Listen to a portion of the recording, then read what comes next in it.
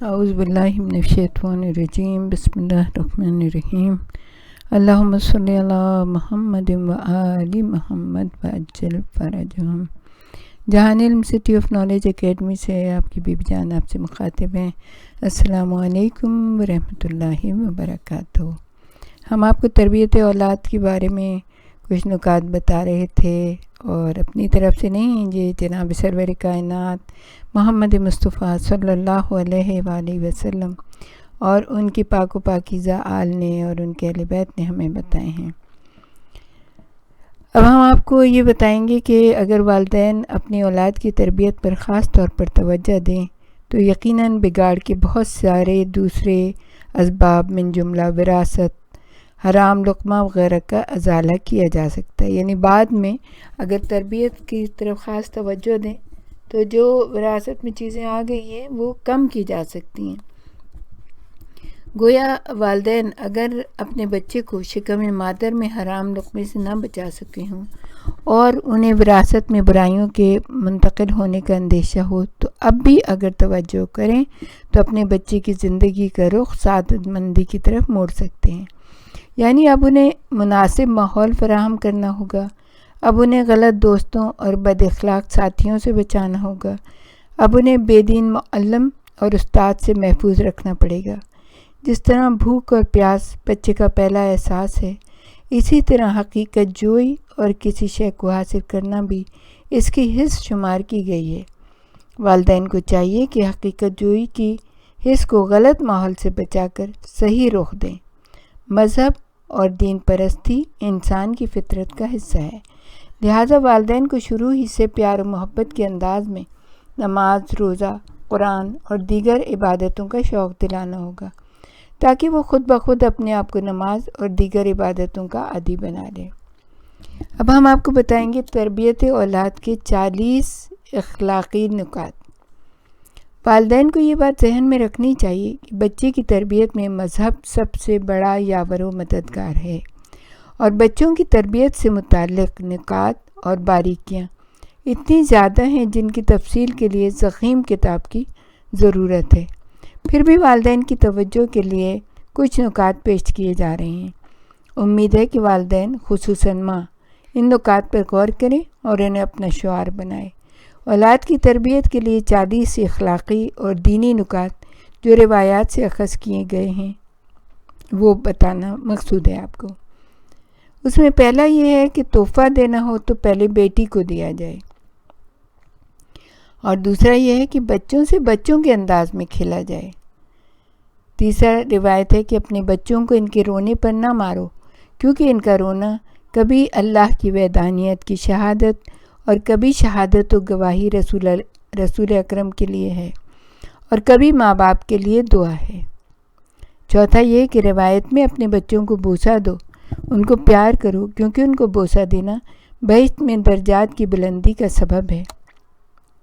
پانچواں یہ ہے کہ بچوں کو پہلے سلام کر کے ان کی شخصیت کو اہمیت دو، یعنی کہ ہم انتظار ہی کرتے رہیں کہ بچے ہمیں سلام کریں، اب وہ اپنے ادھر سے ادھر گزر جاتے ہیں، وہ نہیں کرتے، تو آپ سلام کر کے ان کو یہ بتائیں، سلام کی اہمیت بھی پتہ چلے اور ان کی شخصیت بھی، کہ ہاں بڑے بھی ہمیں سلام کر سکتے ہیں، تو ان کے پر اس کا اچھا اثر ہوگا۔ بچوں کا چھٹا کیا ہے کہ بچوں کا ان کے بچکانہ کاموں پر مذاق نہ اڑائیں اور ان کے کاموں کو احمقانہ نہ کہیں۔ جیسے ہم لوگوں کا طریقہ ہوتا ہے کہ ہم تو ظاہر ہے کہ ہم تو بڑے ہو چکے ہوتے ہیں، تو ہمیں تو وہ چیزیں بڑی بچکانہ سی لگتی ہیں نا، لیکن اگر آپ ان کو ٹوکے نہیں اور ان کو اور اچھی طرف ان کا رخ موڑ دیں تو وہ ایک زیادہ بہتر عمل ہوگا۔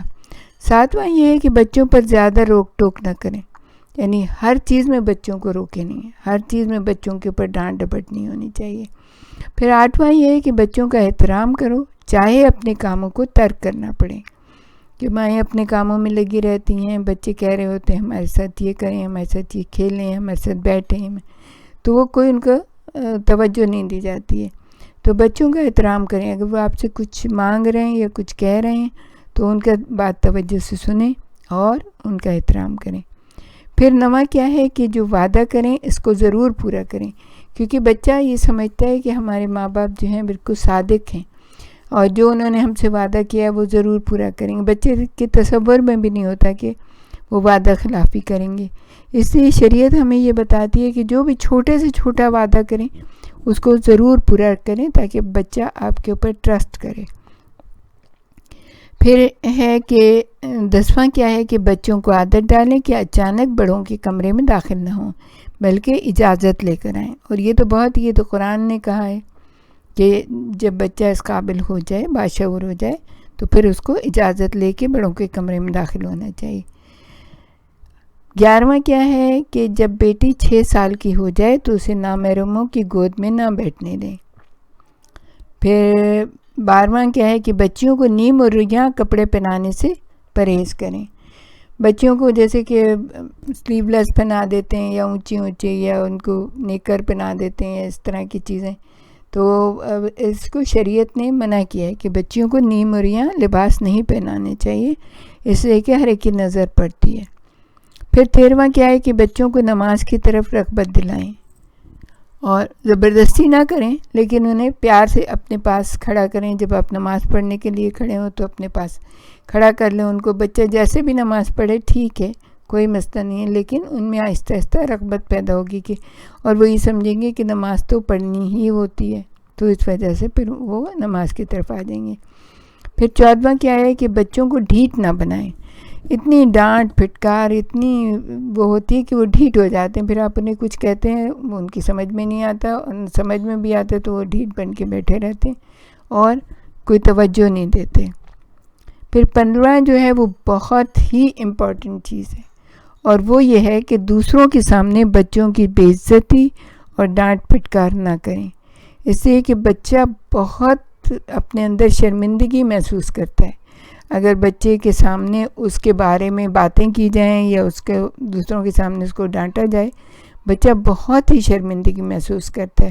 ہمیں پتہ نہیں ہوتا، لیکن بچہ بھی تو آخر ایک انسان ہی ہوتا ہے، اور اس میں بھی تمام حصے ہوتی ہیں. وہ بھی شرمندگی بھی محسوس کرتا ہے. اگر اس کو شکریہ ادا کیا جائے، اس سے پیار سے بات کی جائے تو وہ خوش بھی ہوتا ہے.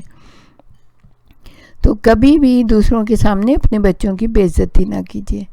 پھر 16واں کیا ہے کہ اپنے بچوں کے نیک اور صالح بننے کی ہمیشہ دعا کریں. دعا کیا کریں کہ پروردگار عالم ہمارے بچوں کو نیک اور صالح اٹھائے اور ائمہ اہل بیت کے چاہنے والوں میں سے قرار دے. پھر نمبر 17 کیا ہے، بچوں کی جائز خواہشات کو پورا کرنے کی کوشش کریں. اب آپ یہ تو بہت ہی ضروری ہے، جائز خواہشات پوری کریں لیکن ناجائز نہ کریں. اگر بچہ کوئی ایسی چیز کی ضد کر رہا ہے جو آپ سمجھتے ہیں کہ اس کے لیے نقصان دہ ہے، تو اس کی ناجائز خواہشات کو پورا نہ کریں. ہاں، جو آپ اس سے وعدہ کریں جائز خواہشات ہیں ان کو ضرور پورا کریں. پھر 18واں کیا ہے کہ بچوں کو با ایمان بنانے کی کوشش کریں. بچے جو ہے نا ایمان کی طرف ان کے رغبت ہو. پھر بچوں کو سچ بولنے کی تلقین کریں.